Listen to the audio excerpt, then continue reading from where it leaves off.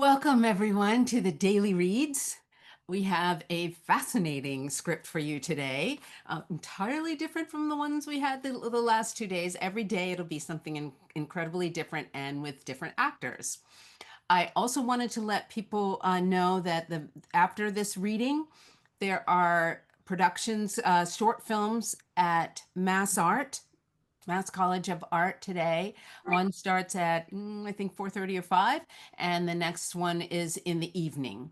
And then we will have filmmaker hangouts at Lucy tonight. Tomorrow is a really special thing. Frank Silvera, a film about Frank Silvera, very noted writer and actor, and we'll know about his life. And he happens to be related to Lisa Simmons and Allison Simmons. So yay, woohoo. And tomorrow's reading will be Lemon Donut. Without further ado, I would like to introduce today's reading, and we will have our actors introduce themselves, but first our writer. Yes, I'm Lou Johnson, and I'm the writer of Big Sam's Meats.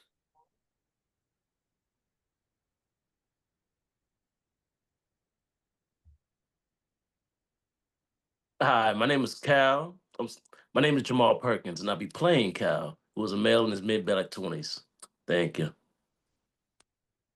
Hi, I'm Chris James. I'm playing Big Sam, who, believe it or not, is a 60-year-old Italian, and also playing Frank, a 40-year-old white man with an attitude.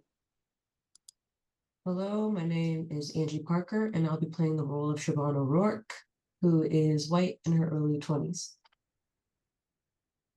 Good afternoon. I'm Janine Robinson. I'm reading for the part of the evil woman, and I'm an elderly spinster.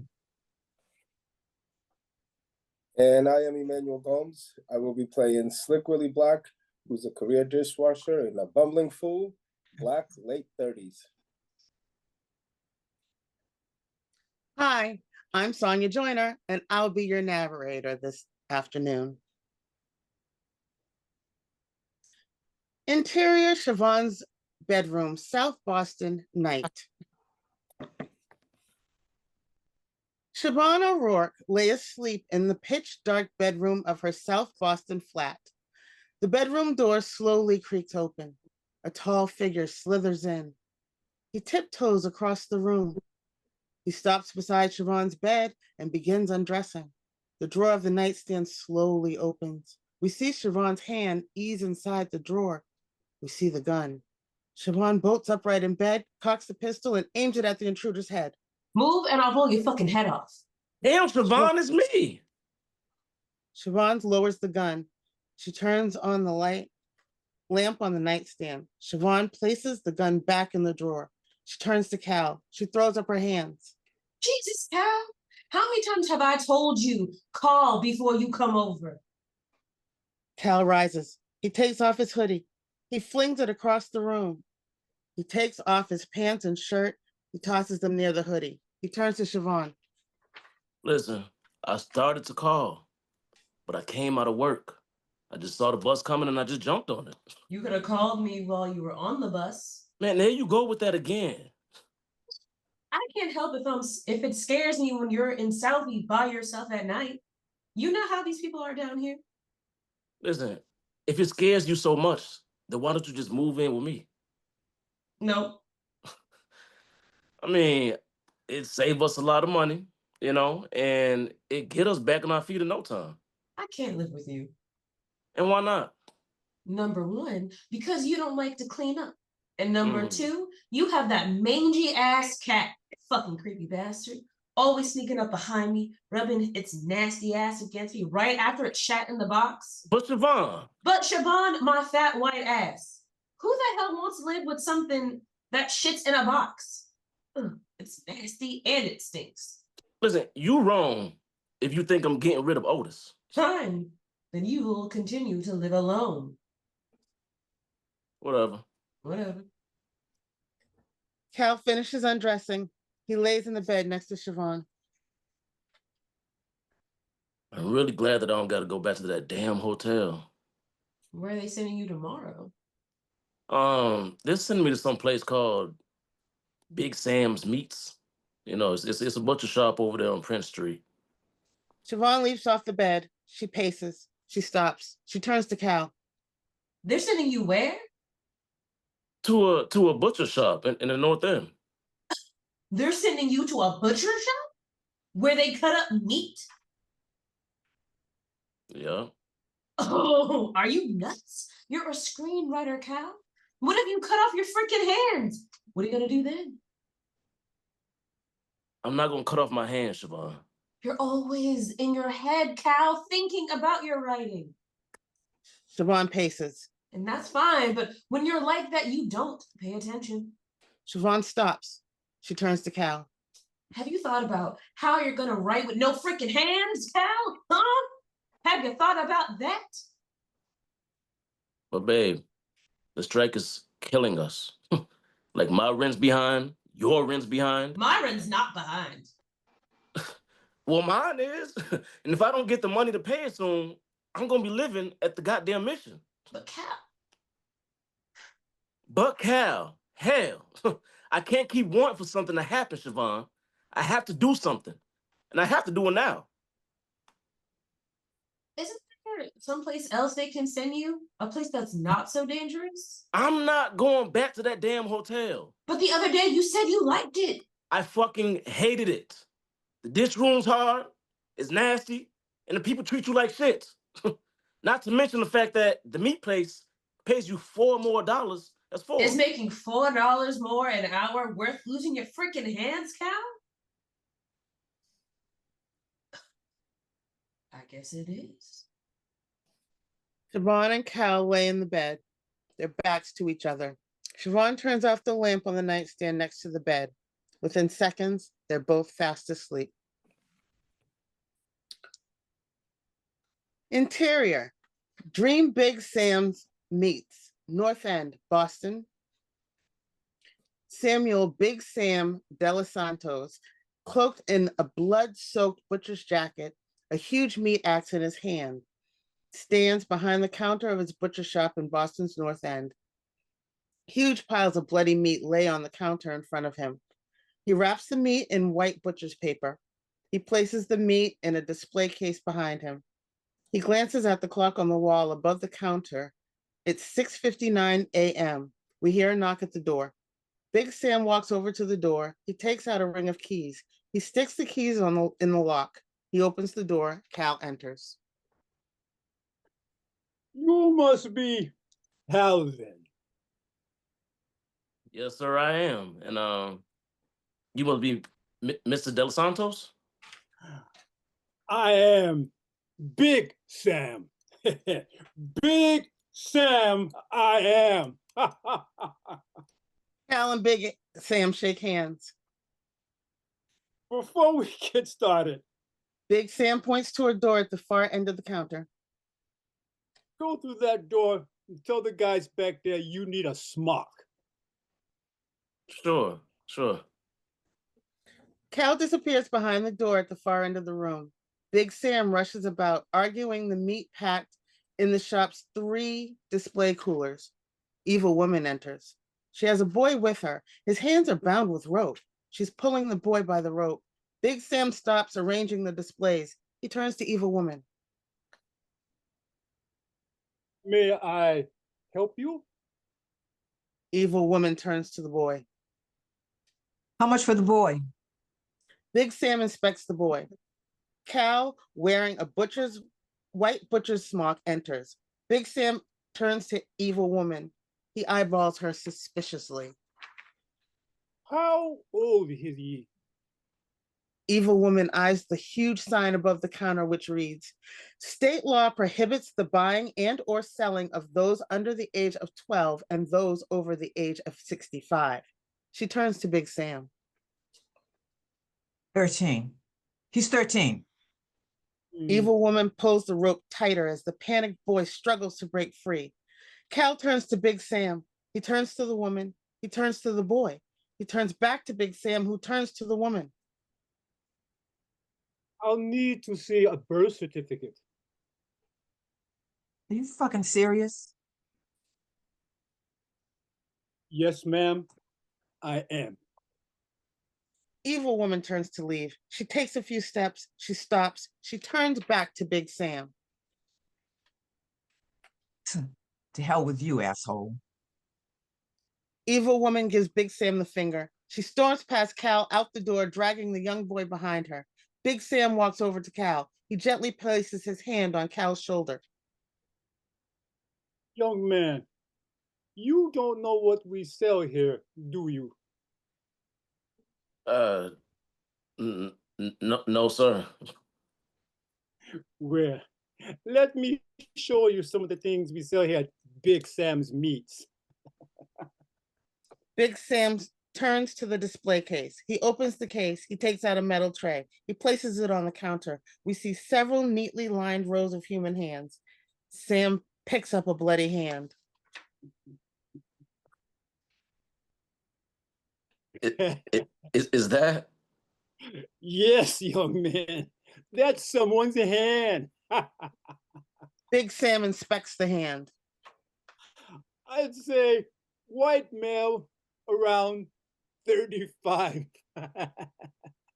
Cal looks at the hands. He looks at Big Sam. Cal drops to the floor out cold. Interior, Siobhan's bedroom, South Boston, morning. The room is pitch black. Suddenly, the lamp on the nightstand flicks on. Siobhan bolts upright. She turns to Cal, who's thrashing in his sleep, mumbling, his arms flailing about. Siobhan shakes Cal hard. Damn it, Cal. Would you please stop kicking me? What? This is the third time I've had to wake you up. Would you please stop it? Stop what? Kicking me. You've been screaming and kicking all night long, and I'm sick of it. I have a big day of work tomorrow, and I need to get some sleep. So I wish you would knock it off.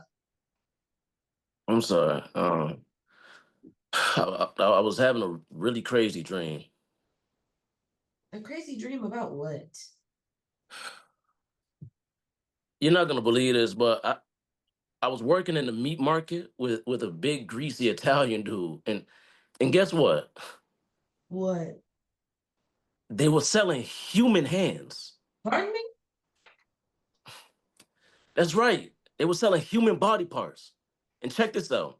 Did you call the police? No, I mean, no. What'd you do? I was tied to a long metal table, and this. Well, first of all, I fell out, and then when I woke up, Oh my God, Cal. yeah, like I was tied to a long metal table, and this skinny white dude with this crooked black teeth was standing over me, laughing and chewing, just blood dripping down his chin, and Holy Mary, Mother of God, forgive us for our. when I felt the blood oozing down the side of my face, I looked up at that crack and Now, at the hour of our death. Amen. and that's when I realized that son of a bitch had he bit my fucking ear off, and now we eating the motherfucker. Cal sits on the side of the bed, his head in his hands. Siobhan gets out of bed. She walks around to Cal's side of the bed. She sits next to him. She rubs his back. Cal, honey, maybe that's the dream telling you something. Tell me what? That maybe you shouldn't take that job. I mean, maybe you're right. I mean, maybe I should go back to the hotel. Mm-hmm. At least until you find something better. But I mean, what am I gonna tell the guy at the temp service? You know, like I told him I would take the job. Just tell him you changed your mind. Siobhan rises. She walks to her side of the bed. She climbs in bed. I mean, I don't know. I could really use that extra $4 an hour. Really? You know? Cal? Is an extra $4 really worth losing your hands? All right, I'll call him in the morning. I'll call him in the morning. Mm-hmm. Now, can I go back to sleep? I really use a few more hours before I have to get ready for work. I mean, I wish I could go back to sleep, but I mean, Siobhan, after that dream, I don't think I can, you know? I bet I know something that'll put us both back to sleep. Siobhan turns to Cal. She gives him a very sexy grin. Not now, baby. I'm too tired. You're never too tired for me, Calvin Jordan. Siobhan turns off the lamp on the nightstand. She rips back the covers. She climbs up on top of Cal, straddling him.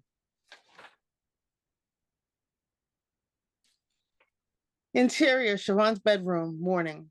Cal and Siobhan lay asleep in the bed. We hear a cell phone buzz. It stops. The cell phone buzzes several more times. It stops. Minutes pass. The cell phone buzzes again. It stops. Cal rolls over. He takes the cell phone from the nightstand. He glances at the phone. He drops it on the table. He leaps out of bed. Holy shit!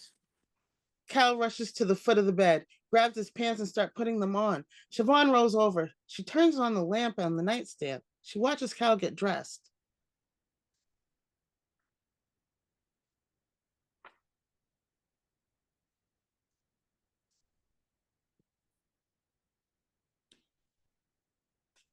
What's going on?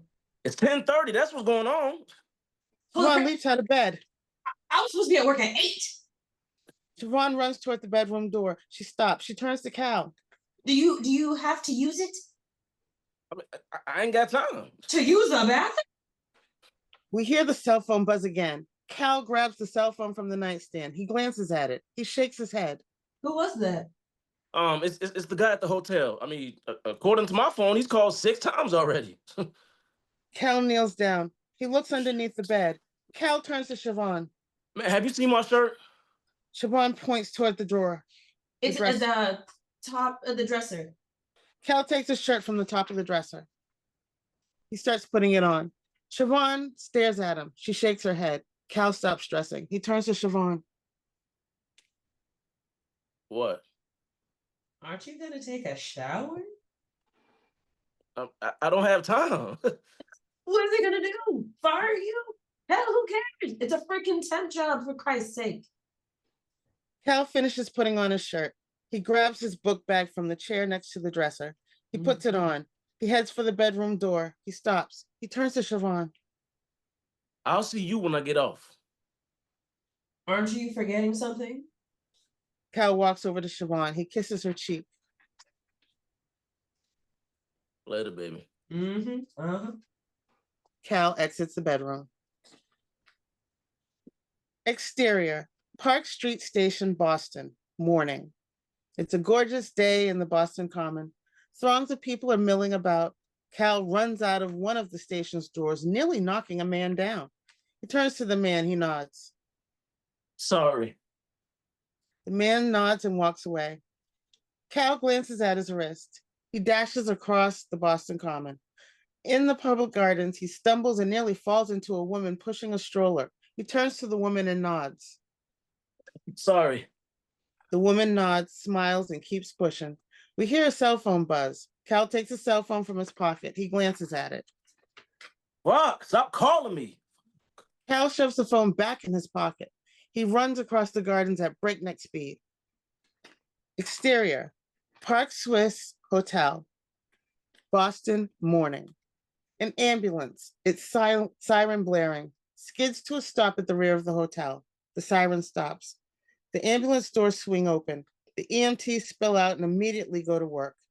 The driver runs up the ramp leading to the hotel's loading dock, employee entrance. He disappears inside the building. The other 2 EMTs run to the rear of the ambulance.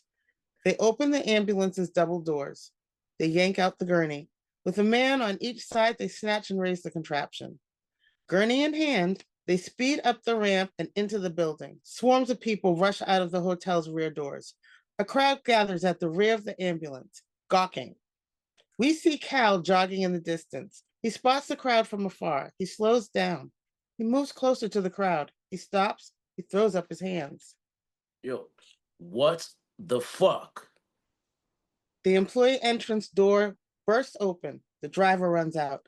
He's holding a clear plastic bag containing a bloody, severed hand. He opens the ambulance's driver door. He tosses the hand in the passenger seat. He leaps in the driver's seat. He flips on the siren. He flips it off. He guns the engine.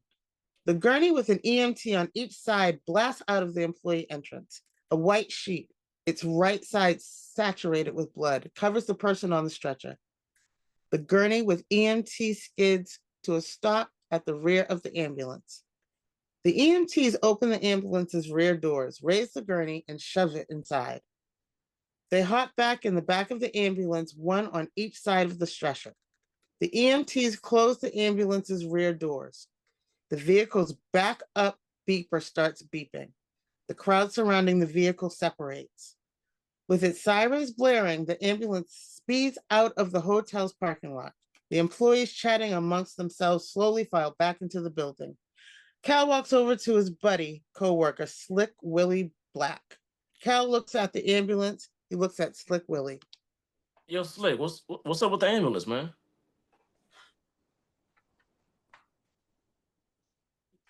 Man, Slick, what's up with the ambulance, man? Man, you ain't gonna believe this shit. Believe what? Little Danny, bro. I mean, what about little Danny? He chopped off his fucking hand, bro. You say what? That's right. He chopped off his fucking hand. How? Doing what? Dude, it was breakfast rush. And we was getting fucking slammed, you hear me? Fucking slammed. So they put little Danny on the dish. And that stupid motherfucker don't know how to run the dish machine? That's what I told Frank. And Frank put him on it anyway? Yep. And check this out. The damn food wasn't even on 15 minutes before his fucking hand got cut off. The chicken steward lady yelled, Danny, don't chop his fucking head off. Slick, yo, why the fuck would Frank put that man on a dish machine? Like, what you said he'd have to do, bro? I mean, he know that dude's dumber than two left shoes. What you said he'd have to do, bro? We was getting our asses handed to us. We had nobody to run the machine. We needed bacon pans, and the hell was supposed to do? I mean, I get it, man, but why didn't he put like Bill Rizzo on the dish, you know? Bill Rizzo's off today. Damn, man. I mean, shit, is Frank pissed? The employee entrance door flies open. The crowd moving up the ramp parts down the middle. A very large man in a cheap leisure suit storms down the ramp. Slick Willie notices cheap leisure suit guy. He turns to Cal. There he comes himself. You could ask him. Slick Willie slithers up the ramp and into the building. Frank stops in front of Cal. The two men eyeball each other for a second. Jordan, I've been calling you since 6:30. Where in the hell have you been? Sorry, sir. Jordan, you know this is the third time this week you've been late. Frank takes a pack of cigarettes from his breast shirt pocket. He takes out a cigarette. He lights the cigarette. He takes a long drag and blows out the smoke. You know, if you'd been here, this wouldn't have happened. I'm sorry, sir. Frank takes another drag off his cigarette. He blows the smoke in Cal's face. I know, sir, but I know, sir, but I think we're gonna have to let you go. but sir, I'll call the service, okay? no, sir. No, I'll call him. I'll save you the fucking trouble. Frank shakes his head. He takes the last drag off his cigarette. He drops the cigarette to the pavement. He stubs the butt out with his shoe. He strolls up the ramp toward the employee entrance. He stops. He turns towards Cal, laughs, and disappears into the building. Fucking asshole. Cal lowers his head dejectedly as he walks toward the common. Man, so the hell I'm gonna do, man? I gotta find something quick. Mr. Balbone's gonna kick me out. Damn. I got it. Cal whips out his cell phone. He dials. He waits. Hello? Hi, may I speak to Mr. Collins? Sure. Yeah, hey, Tom. Yeah, this is Carl Jordan. Hey, yeah. Is that job at the butcher shop still open? Yeah, I'd like to take it if it is. Sure, sure. Yep, I can be there Monday. Yep, Monday morning. What time? Cool, I'll be there. Cool. Yep. Thanks, Tom. Yep. Yeah, no, right. Yep. Yeah, you have a nice weekend as well. Cool. Cal shoves his cell phone back in his pocket. He looks skyward toward the heavens. Thank you, God, for getting me out of that fucking dish room. Smiling from ear to ear, Cal strolls down the boulevard whistling a happy song. The end.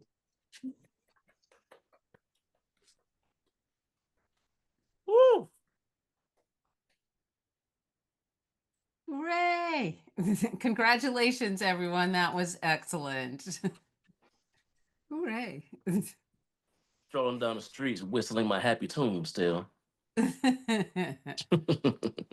it. So how did that work for you, Louis? How was it hearing your script? Really good. I had a lot of fun over here. Yeah, it was really good. Yeah. Yeah, I Hey, thought Louis, everybody man, did a great job. I apologize. Somewhere along the line, I kind of lost my my nativity. I became Italian for a minute, then I was Asian. Yeah. Oh no, Chris, I thought you were fantastic. I was just about to say, Oh yeah. kudos to you. I'm Yeah. making those two roles entirely different. Yes, you Yeah. Very MVP good. on that. Really, Chris. Yes. Yeah, it was So great. Louis, what was the inspiration for this one? What made you think of this? I was in a screenwriting class last summer, Mhm. and my assignment was to write a horror film. Mhm. I Oh. told the instructor, I really don't like horror. I really hate horror. I don't like being scared. And he Mhm. told me horror can be whatever you perceive horror to be. So I said, well, hey, if I'm gonna write horror, I'm gonna kind of make it my little horror thing. So I came up, and I remember this cat I used to work with in Cambridge, and I said he'd be a good horror character, and that's Big Sam. And Mhm. then Cal, and I don't know where Cal and Siobhan came from, but they came in and they just stole the show. So I just gave it to them and said, hey, let's roll it. So yeah.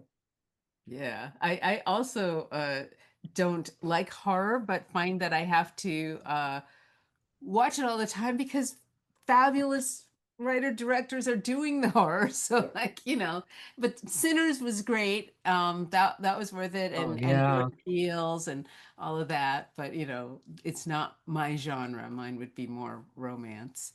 But this was, I loved the way this went and the little twists and the surprise. Now, were there any surprises for you in hearing the actors? Was it anything that you said, I hadn't thought of it that way, or this was great? No, it sounded exactly the way I wrote it in my head.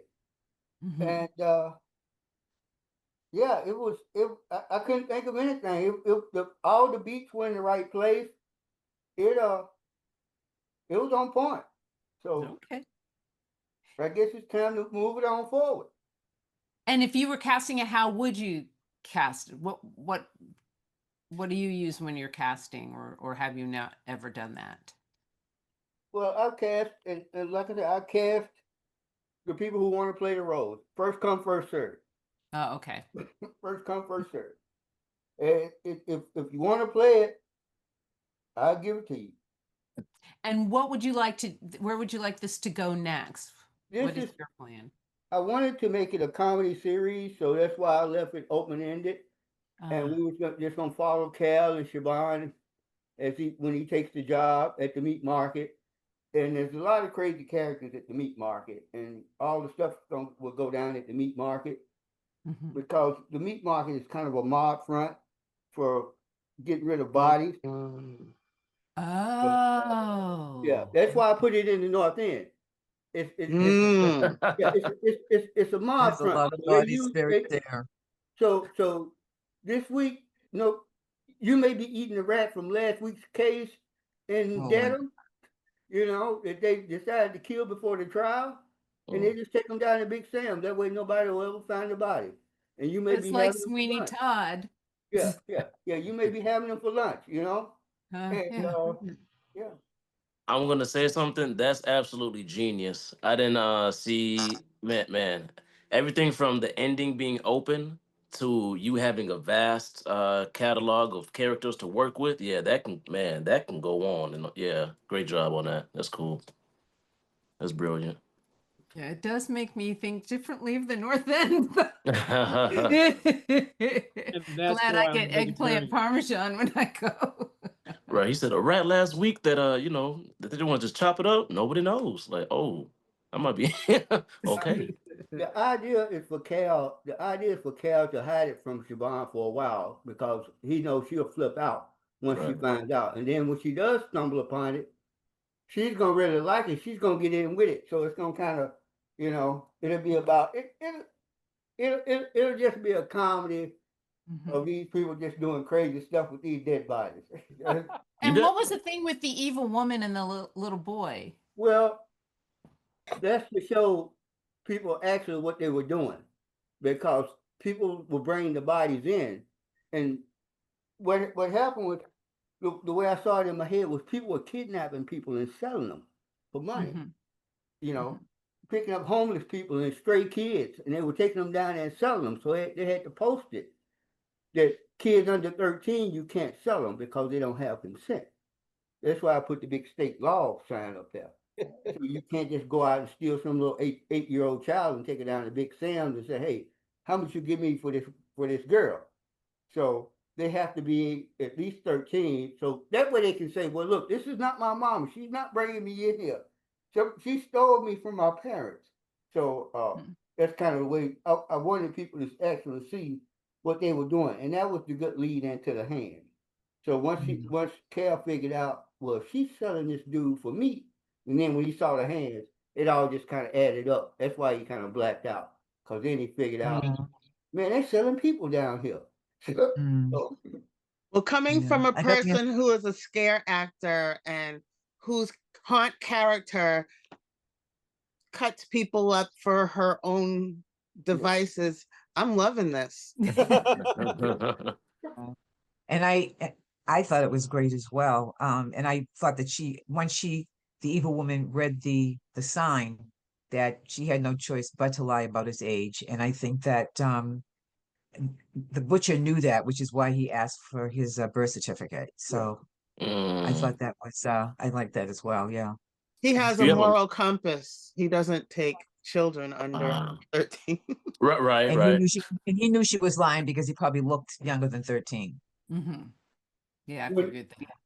when kids are acting bad, their parents tell them, if you don't straighten up, I'm gonna take you and sell you to Big Sam. Yeah. Yeah. Oh. Yeah. Yes, let me not live in that world. Ah. And we're opening it to the audience. If you have any questions or comments, you can put it in there's a Q&A section. I think there's also a chat. So, but anyone else in our group have any questions or comments or? I just wanted to add that this is Really liked it. it's a comedy horror, like Barry, I think. That's what I was envisioning in my hand. Like you have that dark parts of this, but at the same time you have the comedy that it's going on, them fumbling around to get to work and everything else in between. So it was a great read. Yes. Yeah. I enjoyed it too. And it's funny, it leans, you can hear the black culture coming out, but you can hear how it's open to everybody. Siobhan talking about my fat white ass. I'm like, oh shit, okay. So it's open to everybody though. You have so much Yeah. room to work with this Yeah. concept. Yeah, that was You have a nice. lot of room. And the whole irony that, I mean, it would seem weird that she said the whole thing about the hand chopped off. You didn't know where that was coming from. And then he goes to his regular job and that's what happens. After he had that dream. But that was like, so was Siobhan saying in the beginning, I don't want you to work there because your hand chopped up, because she knows that that's what they do? Does everyone pretty much know that the meat market, that's what happens? Cal's kind of patterned after me. I'm kind of Cal. So when I'm writing, when I'm working on a script, I get real absent-minded. I get really focused on, and I get really absent-minded. And my wife is always telling me, you have to pay attention when you're writing because you'll get yourself hurt. Because I walked out in the street a couple of times, almost got hit. So, I just really get focused on what I'm doing and I don't pay attention. So I said, well, Cal, she knows how Cal lives. He lives in his head. So if he gets down here and he's writing, he's gonna mess around and start thinking about something else and chop off his damn hand. And that's kind of what she tells me all the time when I'm cooking and I'm writing, to not do both at the same time. You are brilliant, yeah. Yeah. Incorporating your real life into this, but I would have never guessed that. I'm like, it looks like I'm like sucking up or something, but no, that's genius. All of this is genius. Yeah. Wow. Yeah. He said, "You gonna chop your damn hand off?" Oh, okay. Okay, and we have, let's see, Parmy Poke said, "Great job, everyone. I wasn't expecting this plot." I don't think any of us were. It was great. It was great. Yeah. Really. Louis, how can we keep in touch with you and keep you posted and you keep us posted on your work? I'm on Facebook but I can put my email address in the messages. But Nice. Yeah. Yeah, Okay. because I was trying to find you. So that'd be cool. And let's hope this does get made into something. I mean, you've got a lot of resources at Roxbury International Film Festival, a lot of filmmakers, and as I've said before, many's the daily read that has then become a film. And this year it was Love of a Lifetime that started as a daily read and then became a film. Another year it was one of Tato's. I was actually in one, Onyx, which was a daily read and then became a film. It was we went to outer space. In this one, it was a sci-fi film. It was wonderful. I remember that. Oh, you do? Oh, yeah. That was wonderful. Yes. Yes, indeed. Yeah, we've had a couple of sci-fi, and actually we had sometimes somebody will be in and you'll find out things about from the filmmaker why they didn't make the film. Like there was one where the guy said, yeah, it was a dream of his and he wrote it, but he found out just how expensive it would be to actually make it, and so now he's started making it, but it's like a big huge thing, a big huge Endeavor. Yeah. yeah. And then sometimes people have the reading, and I've had times where people have found out like we've cast a certain way because we cast with what we have. So last year I think it was that we had more female actors than male, but many more male roles. And so I cast females to read male roles, and some of the writers said, I'd never thought about that role that way, but it could, and it actually worked. So they changed it. Same thing with age. A lot of times writers write with something specific in mind, and then you see somebody else and it's like, oh, that works. Yeah. It doesn't have to be 16. It could be somebody that was 25, that kind of a thing. Can I ask, I have a question for you. On Friday, they're doing Heather and Kaylee's reading at the same time? They have short ones. So okay. One and then the other, and then have the talk back. Do I need to have separate links? Nope. Okay. The links are by the day. Yeah. Oh, wait, but so you'll be linked on the day, and this will be a different link. It won't be the link that you have now. Yeah. Because that's the panelist link. But what I'm saying is, will I have two separate Zoom links so they're both okay? It's the same actors, and they'll do one and then finish it and then do the other. So nobody else moves. Oh, okay. All right. It's just that we happen to have two writers. Yeah. So, okay. Well, this was wonderful. And tomorrow we'll be on for Lemon Donut, which who knows, the title may be correct, or it may be something that's entirely different. We have no idea where anything's going, just as we didn't know for Big Sam's Meats. We never know what the title has to do with the thing. So it will be a whole different genre. That's what I love about the daily reads this year. They're all entirely different and a different cast of actors. So thank you, thank you, thank you. Everyone did a fantastic job. Be proud. I Woohoo! really enjoyed it. It was really, both days were really cool. I really enjoyed it. So, yeah. And I recommend that everyone come to Mass College of Art today. There are some incredible short films, you know, and I love the way they've curated this festival. You know. And so, oh, wait. Looks like we have, more things. So Alexandria Pearson says, thank you all. And Parmi says, okay. So bye-bye, everyone. Bye-bye. Thank you. Bye, Andrea. Thank you. Thank you. Thank you. Bye. Thank you all.